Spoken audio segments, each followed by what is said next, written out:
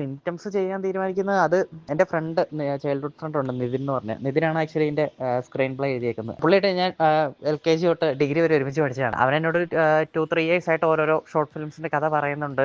2-3 പറഞ്ഞതാണ്. അതൊക്കെ project ആയതുമാണ്, release ആയിട്ടില്ല. ഞാൻ ഇതൊക്കെ സിനിമയായിട്ട് ഭയങ്കര എൻജോയ് ചെയ്ത സാധനമാണ്. പക്ഷേ എനിക്കിത് എന്തുകൊണ്ട് ആസ് എ ഡയറക്ടർ എനിക്ക് ചെയ്യേണ്ടത് ഇതല്ല എന്നുള്ളൊരു സാധനം ഉണ്ടായിരുന്നു.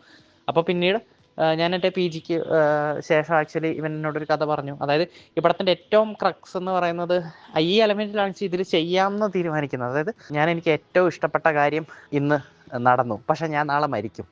എങ്ങനെയായിരിക്കും ഞാൻ ഇതിനോട് റിയാക്ട് ചെയ്യുന്നത്? ആ നാളെ മരിക്കും എന്നുള്ള കാര്യം എനിക്ക് ഓൾറെഡി അറിയാം. ഞാൻ ഇന്ന് ഏറ്റവും സന്തോഷിക്കേണ്ടതായിട്ടുള്ള ക്രേവ് ചെയ്തൊരു കാര്യം എൻ്റെ ജീവിതത്തിൽ സംഭവിച്ചു. അപ്പം how the protagonist react to that എന്നുള്ളതിൻ്റെ അതായിരുന്നു ആക്ച്വലി ഏറ്റവും ഇനിഷ്യൽ ഐഡിയ. അത് ഭയങ്കര എക്സൈറ്റിംഗ് ആയിട്ട് തോന്നി. ആ ഒരാളോട് പറയുമ്പോൾ actually how does they see that എന്നുള്ളൊരു സാധനത്തിൽ എനിക്ക് ഭയങ്കര എക്സൈറ്റ്മെൻറ്റ് വന്നു. അപ്പോഴാണ് ആക്ച്വലി ഇതെനിക്ക് ചെയ്യണം എന്നുള്ള സാധനത്തിലോട്ട് തന്നെ എത്തിയത്. സിംറ്റംസ് ഓഫ് ലവ് എന്ന് പറയുമ്പം എനിക്ക് ആ വർക്ക് എനിക്ക് ഭയങ്കര ഫേവറേറ്റ് ആയിട്ടുള്ളൊരു സാധനം. കാരണം ആദ്യം കഥ കേൾക്കുമ്പം, സ്ക്രിപ്റ്റ് വായിക്കുമ്പോൾ എനിക്കൊരു ഐഡിയ ഇല്ല എന്താണ് ഇത്. റൈറ്റർ അയച്ചു തരുമ്പം വായിച്ചിട്ട് എനിക്കൊന്നും തോന്നിയില്ല. അപ്പം അവന്മാർ എല്ലാം കൂടെ എന്നെ ഇവിടെ വന്ന് എക്സ്പ്ലെയിൻ ചെയ്തു. ഒരു ഓഡിയൻസ് പെർസ്പെക്റ്റീവിൽ എനിക്കിത് പറഞ്ഞുതരാൻ പറഞ്ഞപ്പോൾ അവരത് പറഞ്ഞു തന്നു. അപ്പോഴാണ് എനിക്ക് പടം വർക്കായത് എൻ്റെ തലയിൽ. അതുമാത്രമല്ല, എനിക്കത് ഭയങ്കര ഒരു ഫേവറേറ്റ് വർക്കാണ്. കാരണം ഞാൻ ഇത്രയും കാലം ചെയ്തതിൽ ഒരു ത്രൂ ഔട്ട് ഒരു ക്യാരക്ടറിനെ എൻഗേജിങ് ആയിട്ട് എനിക്ക് ചെയ്യാൻ പറ്റുമോ ഇല്ലയോ എന്ന് പല സമയവും പല പോയിന്റും ഞാൻ സംശയിച്ചിട്ടുണ്ട്. പക്ഷേ അതിൻ്റെ ഫൈനൽ ഔട്ട് കാണുമ്പോൾ ഞാൻ ഭയങ്കര ഹാപ്പി ആയിരുന്നു. ഇതുവരെ എൻ്റെ ഇറങ്ങിയതിൽ എനിക്ക് പേഴ്സണലി എനിക്ക് ഭയങ്കര ഫേവറേറ്റ് ആയിട്ടുള്ള വർക്കാണ് സിംറ്റംസ് ഓഫ് ലവ്.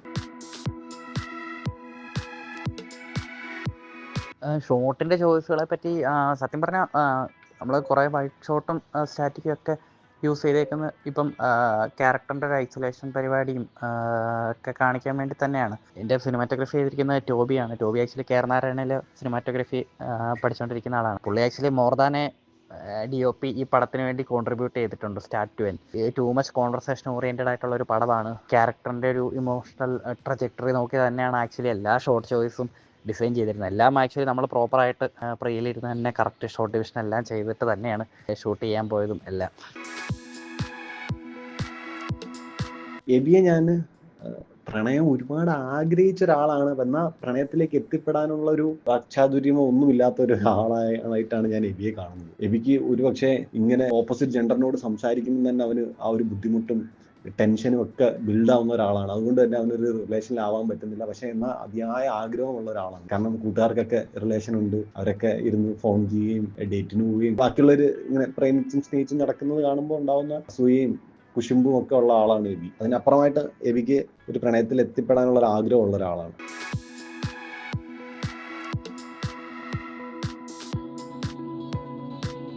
എനിക്കിതിലേറ്റവും ക്രിയേറ്റീവായി കിട്ടിയ സീൻ ഇതിലെ ശവപ്പെട്ടിക്കടയിലെ സീനാണ്. കാരണം ഞാൻ എന്താണോ മനസ്സിൽ കണ്ടത് അതൊരു 100% സ്ക്രീനിൽ കൊണ്ടുവരാൻ പറ്റിയെന്നുള്ളതാണ് എനിക്കതിലെ ഭയങ്കര ഒരു സാറ്റിസ്ഫാക്ഷൻ തന്ന ഒരു കാര്യം. അത് ഭയങ്കര റെയർ ഫിനോമിനയാണ്. നമ്മൾ മനസ്സിൽ കണ്ട കാര്യം അതേപടി കൊണ്ടുവരാൻ പറ്റുന്നത് ഭയങ്കര ബുദ്ധിമുട്ടാണ്. അതെനിക്ക് പ്രോസസ്സ് ചെയ്ത് മനസ്സിലായതാണ്. ആക്ച്വലി ഇത് സ്ക്രിപ്റ്റിൽ തന്നെ വളരെ നീറ്റ്ലി റിട്ടൺ ആയിരുന്നു. അതായത് ഇതിലെ സ്പേസ് എസ്റ്റാബ്ലിഷ് ചെയ്യരുത്. എബിയായി എൻക്വയറി ചെയ്യുന്ന സീനിൽ ശവപ്പെട്ടിക്കടയിലെ ആദ്യ ഷോട്ടിൽ പുള്ളി എവിടെ നിന്നാണ് സംസാരിക്കുന്നതെന്നുള്ള കൗതുകം ഉണ്ടാക്കണം എന്നുള്ളത്, എന്തിനെ പറ്റിയാണ് സംസാരിക്കുന്നത് എന്നുള്ള കൗതുകം ഉണ്ടാക്കണം. ഓ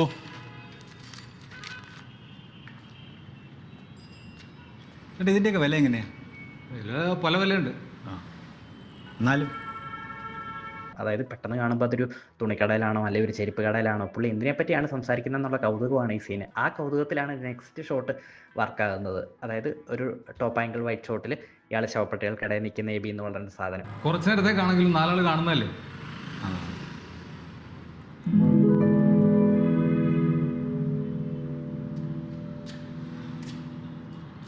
അങ്ങനത്തെ ഒരു സബ്റ്റിൽ വിഷ്വൽ കോമഡിയാണ് ഈ പടം മൊത്തത്തിൽ ആക്ച്വലി പിടിക്കാൻ ശ്രമിച്ചേക്കുന്നത്. ശവപ്പെട്ടിക്കടയിലെ ഫസ്റ്റ് ഷോട്ട് എടുത്താൽ മനസ്സിലാവും അത് ക്യാരക്ടർ മാത്രമാണ് ഫോക്കസിലുള്ള, ബാക്ക്ഗ്രൗണ്ട് ഫോക്കസിലില്ല. അപ്പം ആ സ്പേസ് നെക്സ്റ്റ് ഷോട്ടിൽ എന്ത് വന്നാലും എസ്റ്റാബ്ലിഷ് ചെയ്യുന്നുള്ള ഒരു ഡിസിഷൻ ഉണ്ടായിരുന്നു. പിന്നെ ഈ സീൻ ആക്ച്വലി നമ്മൾ ഡിസ്കസ് ചെയ്യുന്ന ടൈമിൽ തന്നെ ഫസ്റ്റ് എൻ്റെ മനസ്സിൽ വന്നൊരു ഇമേജാണ് 2 ചാരി നേരെ വെച്ചേക്കുന്ന ശവപ്പെട്ടി, അതിൻ്റെ നടുക്ക് വന്ന് നമ്മുടെ നായകൻ സ്വന്തം സൈസ് ഇങ്ങനെ നോക്കുന്നത്. ചേട്ടാ ഇതിന് എന്നാ വിലയാ? അത് 10 രൂപ. ഇതോ? അത് 13. ആ ഇമേജ് എനിക്ക് ഭയങ്കര സ്പെഷ്യലാണ്. അതെന്ന് വെച്ചാൽ നമ്മുടെ ഒരു സബ് കോൺഷ്യസ് റെസ്പോണ്ട് ചെയ്യുവാണ് ബിഫോർ ലോജിക്ക് ടേക്ക് ഓവർ ചെയ്യുന്നതിന് മുന്നേ. അങ്ങനത്തെ ഇമേജ് എന്താ പറയുക, ഭയങ്കര ഒരു ഇമോഷണൽ എസൻസ് ക്യാരി ചെയ്യുന്നുണ്ട്. ഐ മീൻ ലേറ്റർ നമ്മളതൊരു റിഫൈൻ ചെയ്തോ ഒരു ഡിസ്കഷൻ സ്റ്റേജ് അനലൈസ് ചെയ്തോ മാറ്റുമൊക്കെ ചെയ്യായിരിക്കും. പക്ഷേ ആ ഫസ്റ്റ് വരുന്ന ഇമേജ് ഭയങ്കര ഒരു പ്യൂർ ആയിരിക്കും. അത് നമ്മുടെ ഒരു ഇൻറ്റ്യൂഷൻ, മെമ്മറി, ഇമോഷനിൽ നിന്നോ ഇതിൽ നിന്നൊക്കെ ആയിരിക്കും അത് വരുന്നത്. I believe every film maker should stick on to that first image എന്നുള്ളത്. അത് നിങ്ങളെ കൊണ്ട് പറ്റാവുന്ന ഏതൊരു എക്സ്റ്റെന്റിൽ പോയി ഷൂട്ട് ചെയ്യണമെന്ന് ഞാൻ പറയത്തുള്ളൂ. ആ സീൻ തന്നെ നമ്മളൊരു 4 ജംഗ്ഷൻ പോലെ തിരിച്ചിരുന്നു. ഫസ്റ്റ് ഒരു എൻക്വയറി, ഇയാൾ ചോദ്യമാണ് എത്ര രൂപയാവും, ഏതാണ് സൈസ് എന്നുള്ള കാര്യങ്ങളൊക്കെ. അപ്പോൾ നമ്മൾ ആ സ്പേസ് നിർബന്ധപൂർവ്വമായിട്ട് എസ്റ്റാബ്ലിഷ് ചെയ്യുന്നൊരു തീരുമാനം ഉണ്ടായിരുന്നു. നെക്സ്റ്റ് ഷോട്ട് എന്ന് പറയുന്നത് വൈറ്റ് ആയിട്ടുള്ള ഒരു ടോപ്പ് ആംഗിൾ ഷോട്ട്, അതിൽ ആ സ്പേസ് എസ്റ്റാബ്ലിഷ് ചെയ്യുന്നു. Then we go to the third junction. അവിടെയാണ് ആക്ച്വലി സ്പേസ് എസ്റ്റാബ്ലിഷ് ചെയ്തിട്ട് ആ പ്രോപ്പർട്ടി എല്ലാം ആർട്ടിസ്റ്റുകളൊക്കെ ഉപയോഗിച്ച് ചെയ്തിട്ടുള്ള എൻക്വയറി ആൻഡ് ഇൻട്രാക്ഷൻ എന്നുള്ള സീന്. ദെൻ ലാസ്റ്റ് ഷോട്ട് തൻ്റെ അളവ് നോക്കി കാര്യങ്ങളൊക്കെ മനസ്സിലായിട്ട് ഇറങ്ങി പോകുന്ന എബി എന്നുള്ളത്. അങ്ങനെ ഒരു 4 ജംഗ്ഷൻ ആയിട്ട് ആക്ച്വലി നമ്മൾ ആ എൻ്റയർ സീൻ ഡിവൈഡ് ചെയ്ത് വെച്ചിട്ടുണ്ടായിരുന്നു. എഡിറ്റ് കണ്ടപ്പോൾ ആക്ച്വലി ഭയങ്കര സാറ്റിസ്ഫൈഡ് ആയിരുന്നു. നമ്മുടെ ഇൻസ്റ്റിങ്സിനെ ബിലീവ് ചെയ്ത് മാത്രമാണ് പോകുന്നത്. ശരിയാണോ തെറ്റാണോ എന്ന് അറിയുന്നില്ല, മനസ്സ് പറയുന്നത് ശരിയാണ്, അത് കേട്ടിട്ടാണ് പോകുന്നത്. അപ്പോൾ അതിൻ്റെ ഒരു എഡിറ്റഡ് വെർഷൻ കണ്ടപ്പം അത് അടുത്ത ദിവസം ഷൂട്ടിന് പോകാനുള്ള എനർജി വരെ എനിക്ക് അതിൽ നിന്ന് കിട്ടി. ഭയങ്കര ഹൈ കിട്ടിയൊരു സീനായിരുന്നു അത്. ബി എന്ന് പറയുന്ന ക്യാരക്ടറിനെ ഞാൻ റെഫറൻസിൽ എൻ്റെ ഒരു ഫ്രണ്ട് ഉണ്ടായിരുന്നു. അവന്റെ കുറെ സാധനങ്ങൾ ഞാൻ റെഫറൻസിൽ വെച്ച് അത് എൻ്റെ മനസ്സിൽ തന്നെയാണ് ഞാൻ വെച്ചിരുന്നത്. ആ ഒരു പരിപാടി, അവന്റെ ഒരു ക്യാരക്ടർ പരിപാടി ഞാൻ പിടിച്ച് ചെയ്യാൻ നോക്കി. അത് സക്സസ് ആയി എന്ന് ഞാൻ മനസ്സിലാക്കിയിരുന്നില്ല. അവന്റെ ക്യാരക്ടർ പിടിച്ച് ഞാൻ ആരുടെ അടുത്ത് ഷെയർ ചെയ്തിരുന്നില്ല. ഒരു ദിവസം ഈ ഫ്രണ്ട്, ഞാൻ ഏത് ആളെയാണോ ഉദ്ദേശിച്ചത്, അയാളെന്നെ മെസ്സേജ് അയച്ചു എനിക്കിങ്ങനെ, എടാ നീ ചെയ്തത് കറക്റ്റാ, എനിക്കും അങ്ങനെ തോന്നാറുണ്ടടാ, ഞാനും അങ്ങനെ തന്നെയാണ് ചെയ്യുന്നത്, എനിക്കറിയാം ആ സിറ്റുവേഷനിൽ ഞാൻ അങ്ങനെ ചെയ്യുള്ളൂ എന്നൊക്കെ അവൻ ഇങ്ങനെ പറഞ്ഞപ്പോൾ ഞാൻ പറഞ്ഞു, എടാ ഞാൻ നിന്നെയാണ് റെഫറൻസ് ആയിട്ട് എടുത്തതെന്ന് പറയുന്ന ആ ഒരു മൊമെന്റ് എനിക്ക് ഭയങ്കര, അവനും അത് കണക്ട് ചെയ്യാൻ പറ്റിയെന്ന് പറയുന്നത് അത് ചെയ്തപ്പോൾ ഉണ്ടായ ഭയങ്കര ഒരു സന്തോഷമായിരുന്നു.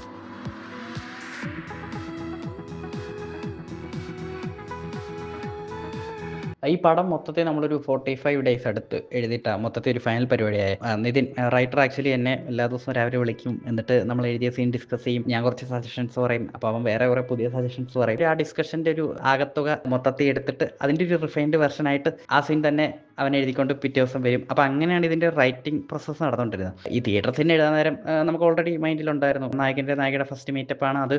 ഒരു നമ്മൾ കണ്ടുപരിചയിച്ച ഒരു സ്ഥലത്താവാൻ പാടില്ല, കഥയുടെ ഒരു പോസിബിലിറ്റീസ് എക്സ്പാൻഡ് ചെയ്യാൻ പറ്റുന്ന, അല്ല മാത്രമല്ല കഥയ്ക്ക് ഏതെങ്കിലും രീതിയിൽ കോൺട്രിബ്യൂട്ട് ചെയ്യുന്നൊരു സ്ഥലം കൂടെ ആവണമല്ലോ. അങ്ങനെ ഒരു സാധനം ഓൾറെഡി മൈൻഡിലുണ്ടായിരുന്നു. അപ്പം നമ്മുടെ രണ്ടുപേരുടെ സ്ഥലം ഇടുക്കി കട്ടപ്പനയാണ്. ഇവിടെ തിയേറ്ററിൽ ആക്ച്വലി താരതമ്യേന ഈ കൊമേഴ്ഷ്യൽ പരിപാടികൾക്കൊക്കെ ഒഴികെ സൈലന്റ് ആയിട്ട് വരുന്ന പടങ്ങൾക്കോ അല്ലെ ഒരു ഇനിഷ്യൽ പുൾ ഇല്ലാത്ത പടങ്ങൾക്കോ ഒന്നും ആള് കാണില്ല. നമ്മൾ 2-3 പേര് തിയേറ്ററിൽ പോകുന്നു, വാപ്പൊളിച്ച് നിൽക്കുന്നു, ഷോ ഇല്ലെന്ന് പറയുന്നു, വീട്ടിൽ പോകുന്നു. ഇതൊരു സ്ഥിര സംഭവമാണ് ഞങ്ങളുടെ. അതൊന്ന് ടാക്കിൾ ചെയ്യാൻ വേണ്ടി നമ്മൾ ഇടയ്ക്ക് ചെയ്യുന്ന പരിപാടിയാണ് എല്ലാ പടങ്ങളും തിയേറ്ററിൽ കാണാൻ വരുന്ന ചില ഫെമിലിയർ ഫേസ് നമുക്ക് നാട്ടിലുള്ള അറിയാം. അവരെ ഒന്ന് കോൺടാക്ട് ചെയ്യുക, ഫ്രീ ആണേ വരാമോ, ആള് തന്നെ പടം ഇടും.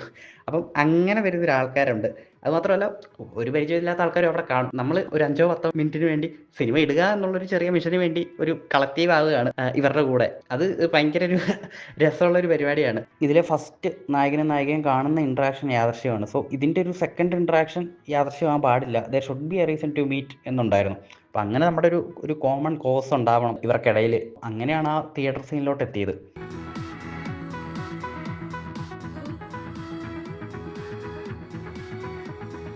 ആക്ച്വലി ഇവര് സ്ക്രിപ്റ്റ് ഫൈനൽ ഡ്രാഫ്റ്റിന് മുന്നേത്തുള്ള ഒരു സ്ക്രിപ്റ്റ് എനിക്ക് തന്നു. ഞാൻ നേരത്തെ പറഞ്ഞില്ല, അത് എനിക്ക് വായിച്ചു. എനിക്ക് പ്രത്യേകിച്ചൊന്നും തോന്നിയില്ല. എനിക്ക് ആ പടം വിഷ്വലൈസ് ചെയ്യാൻ എനിക്ക് അങ്ങോട്ട് കണക്ഷൻ കിട്ടിയില്ല. പിന്നീട് അവന്മാർ ഇവിടെ വന്ന് എറണാകുളത്ത് വന്ന് നമ്മൾ എക്സ്പ്ലെയിൻ ചെയ്ത് അവന്മാർ എനിക്ക് റെഫറൻസ് പഞ്ച് ഡ്രങ്ക് ലവ് എന്ന് പറഞ്ഞൊരു സിനിമ, അന്നാണ് ഞാൻ സിനിമ ആദ്യമായിട്ട് കാണുന്നത്, പോൾ തോമസ് ആൻഡേഴ്സന്റെ. അപ്പോൾ ആ പടം കണ്ടതോടുകൂടിയാണ് എനിക്ക് ഓക്കെ ഇങ്ങനൊരു പരിപാടിയാണ് ഇവർ ഉദ്ദേശിക്കുന്നത് എന്നുള്ളൊരു സാധനം. എനിക്ക് ആ പടം ഭയങ്കര ഇഷ്ടപ്പെട്ട എൻ്റെ ഫേവറേറ്റ് പടമാണ്. അപ്പം മുതലാണ് പ്രത്യേകിച്ച് എനിക്ക് ഒരു ഓഡിയൻസ് പെർസ്പെക്റ്റീവ് കിട്ടണം. എന്താണ് ഈ ഓഡിയൻസ് കാണുന്നത്, കാഴ്ചക്കാർ കാണുന്നത് എന്നുള്ളൊരു ഐഡിയ എനിക്ക് കിട്ടണം പടത്തെപ്പറ്റി. അപ്പം അങ്ങനെ ഒരു ഐഡിയ കിട്ടിയതിന് ശേഷമാണ് എനിക്ക് കുറെ കൂടെ എൻ്റെ തലച്ചോറ് വർക്ക് ചെയ്യാൻ തുടങ്ങിയത്. അതിന് ശേഷമാണ് എബി ഒരു കോംപ്ലിക്കേറ്റഡ് പേഴ്സൺ ആണെന്ന്. എബി ആക്ച്വലി അവന്റെ ഉള്ളിൽ കോംപ്ലിക്കേഷൻസ് ഉണ്ട്. അത് അവന് തന്നെയാണ് അവൻ കോംപ്ലിക്കേറ്റഡ് ആവുന്നതെന്ന് തോന്നി. പക്ഷെ ബാക്കിയുള്ളവർക്കും അങ്ങനെ തോന്നുമായിരിക്കാം. എന്നിരുന്നാൽ പോലും എബി ഒരു പാവം പിടിച്ചൊരുത്തനാണ്. എബി അങ്ങനെ ഇത്തിരി കോംപ്ലിക്കേഷൻ ഉണ്ടെങ്കിൽ പോലും മറ്റുള്ളവരിൽ നിന്നൊക്കെ അകന്ന ഒരു ഇൻട്രോവേർട്ടഡ് ആയിട്ടുള്ള ഒരാളാണ് എബി. അതുകൊണ്ടായിരിക്കും ആർക്കും പിടികൊടുക്കില്ല എന്നൊക്കെ തോന്നുന്നത്. ഞാൻ പറഞ്ഞില്ല, ഈ ക്യാരക്ടറിനെ പ്രോസസ് ചെയ്തത് ഈ പറയുന്ന പോലെ പഞ്ച് ഡ്രങ്ക് ലവ് അങ്ങനെ അത്ര സിമിലാരിറ്റീസ് ഇല്ല ക്യാരക്ടർ. എന്നാൽ പോലും അത് കണ്ടു. പിന്നെ ഈ പറയുന്ന കൂട്ടുകാരന്റെ റെഫറൻസ് എടുത്തു. എന്റെ തന്നെ തോട്ട്സ്, ഈ ചില സിറ്റുവേഷനിലെ എന്റെ ചില വൾണറബിൾ ആയിട്ടുള്ള ചില ഏരിയാസ്, ആ ഷെയ്ഡും ഞാൻ എടുത്തു. അങ്ങനെ മൊത്തത്തിൽ അങ്ങനെയാണ് ഞാൻ ആ ക്യാരക്ടറിനെ പ്രോസസ് ചെയ്തത്. ഇത് പ്രോസസ്സ് ചെയ്യുന്ന ഒരു ടൈമിലും എനിക്ക് അറിയില്ല ഇത് എങ്ങനെയാണ് സംഭവിക്കാൻ പോകുന്നത്, എങ്ങനെയാണ് ഇത് വരാൻ പോകുന്നത്, ഞാൻ തന്നെ ആയിപ്പോകുന്നൊക്കെയുള്ള കൺഫ്യൂഷൻ ഉണ്ടായിരുന്നു. പക്ഷെ അത് ഔട്ട് കണ്ടപ്പോഴാണ് ഓക്കെ അത് ആളുകളിലേക്ക് വ്യക്തമായിട്ട് തന്നെ അത് കൺവേ ആവുന്നുണ്ട് എന്നുള്ളത് എനിക്ക് മനസ്സിലായത്. പിന്നെ സ്ക്രിപ്റ്റാണ് ബേസിക്കലി, സ്ക്രിപ്റ്റും പിന്നെ ഡയറക്ടേഴ്സിൻ്റെ ഇൻപുട്ടും ആണ് ബേസിക്കലി ഞാൻ എടുക്കുന്നത്. ഈ ഡയറക്ടറിൻ്റെ ഒരു ടൂളായിട്ട് തന്നെ വർക്ക് ചെയ്യാനാണ് എനിക്കിഷ്ടം. പുള്ളിയുടെ ഒരു പാവയെ പോലെ എനിക്ക്, അല്ലാണ്ട് എൻ്റെതായ ഒരു സാധനം പറഞ്ഞാൽ ഞാൻ ചിലപ്പം ചെയ്യാൻ പറഞ്ഞാൽ അത് ഭയങ്കര കാഷ്വലായി പോകും. ഞാൻ എൻ്റെ ഒരു ലിമിറ്റിനകത്ത് നിന്ന് ഞാൻ അതിനെ പ്രോസസ്സ് ചെയ്യുള്ളൂ. പക്ഷേ ഇങ്ങനെയുള്ള ഡയറക്ടറിൻ്റെ ഇൻപുട്ടുകൾ എന്നെ ആ ലിമിറ്റ് ക്രോസ് ചെയ്ത് ചിലപ്പം ചെയ്യാൻ ഹെൽപ്പ് ചെയ്യാറുണ്ടെന്ന് എനിക്ക് തോന്നാറുണ്ട്.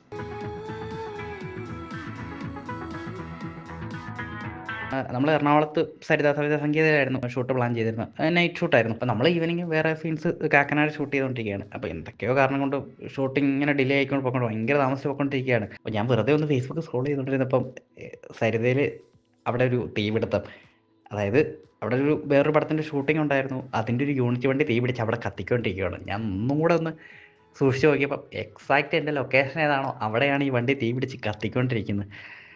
നമ്മൾ എന്താ പറയുക, ഒരു 3-4 മണിക്കൂറുള്ളിൽ നമുക്ക് അവിടെ പോയി ഷൂട്ട് ചെയ്യാനുള്ളതാണ്. അപ്പോൾ ഇതൊരു ബേസിക്കലി എന്ത് പറയാനും ഷോർട്ട് ഫിലിമാണ്. നമുക്ക് അങ്ങോട്ടോ ഇങ്ങോട്ടോ ഒരു ദിവസം മാറ്റി വെക്കുന്നോ അല്ലെ എന്താ പറയുക, ഇതൊന്നും നമുക്ക് ചിന്തിക്കാൻ കൂടെ പറ്റുന്നൊരു അവസരം അവിടെ ഇല്ല. എൻ്റെ കിളി പറഞ്ഞൊരു മൊമെൻ്റ് ആയിരുന്നു ഇത്. അവിടെ ഇപ്പം കാഷ്വാലിറ്റീസ് ഉണ്ടോ അല്ലെ ഒരു അപകടത്തിൻ്റെ ഇൻറ്റൻസിറ്റി എന്താണോ ഇതൊന്നും നമുക്കറിയത്തില്ല. പിന്നെ അവിടെ നമ്മളിങ്ങനെ സ്തംഭിച്ചോണ്ട് മുഖത്തോട്ട് പോകുന്ന നോക്കി ഇരുന്ന് എല്ലാവരും കൂടെ. അപ്പോൾ പിന്നെ കുറച്ച് കഴിഞ്ഞ് ന്യൂസ് കണ്ടപ്പോൾ മനസ്സിലായി ആളപായമൊന്നും ഇല്ല, എന്താ പറയുക വണ്ടിക്ക് മാത്രമാണ് പറ്റിയത്, പരിസരത്തും അങ്ങനെ വേറെ പ്രശ്നങ്ങളൊന്നും ഇല്ലെന്നുള്ളൂ. പിന്നെ എങ്ങനെ പോയി അവരോട് ഷൂട്ട് ചെയ്തോട്ടെ എന്ന് ചോദിക്കുന്ന ഒരു ബുദ്ധിമുട്ടുണ്ടായിരുന്നു. ബട്ട് വേറെ വഴിയില്ലാത്തോണ്ട് ഞങ്ങൾ ചോദിച്ചു. Then we shot that.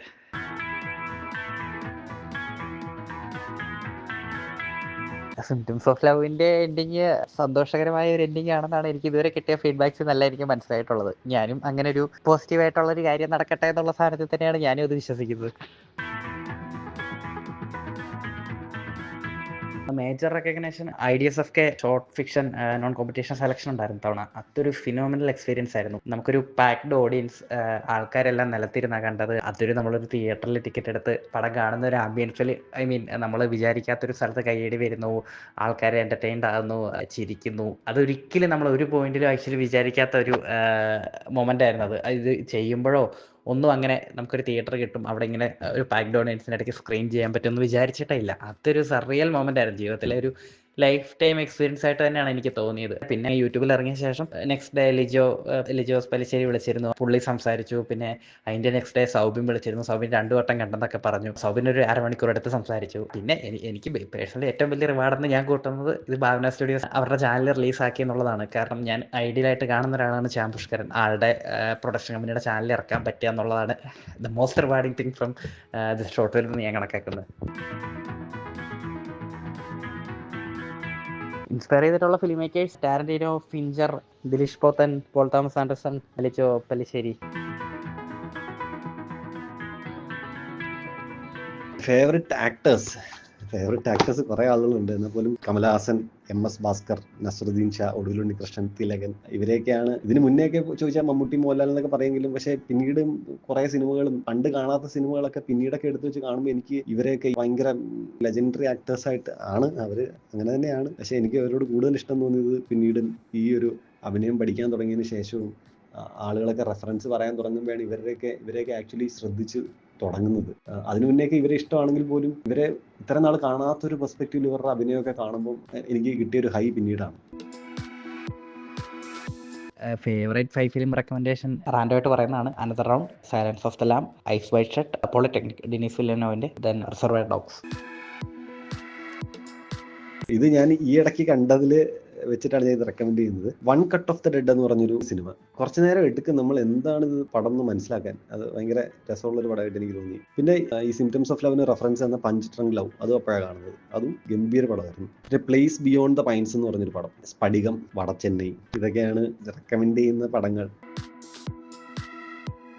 Plans actually അടുത്ത പരിപാടിക്കുള്ള റൈറ്റിംഗ് നോക്കുന്നു, ദെൻ അസിസ്റ്റ് ചെയ്യാനുള്ള പരിപാടി നോക്കുന്നുണ്ട്. അപ്പം ഐ ഡോണ്ട് നോ ആദ്യം ഏതാ എടുക്കുന്നതെന്നുള്ളത്. അപ്പം അതങ്ങനെ പോകുന്നു. ഇതിന് ശേഷം വന്നത് കഴിഞ്ഞ വർഷം ഡൽഹിയിൽ പോയൊരു ഫിലിം ഷൂട്ട് ചെയ്തിരുന്നു, മീൻസ് അഭിനയിച്ചിരുന്നു. അത് Khidki Gaav if on a winter's night എന്ന് പറഞ്ഞൊരു മൂവി.